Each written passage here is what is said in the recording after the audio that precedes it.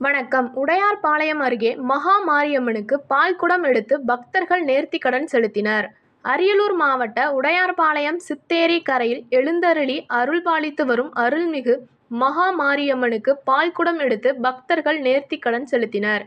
இதில் முன்னதாக பக்தர்கள் காப்பு கட்டி மாலை அணிந்து விரதமிருந்து மஞ்சள் உடை அணிந்து பால்குடம் எடுத்து முக்கிய வீதி வழியாக ஊர்வலமாக சென்று கோவிலுக்கு வந்தடைந்து இதில் மகா மாரியம்மனுக்கு சிறப்பு அபிஷேகம் நடைபெற்றது.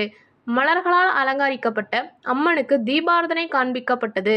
இதில் 200க்கும் மேற்பட்ட பக்தர்கள் பொதுமக்கள் கலந்து கொண்டு மாரியம்மன் தரிசனம் பெற்று சென்றனர். நன்றி.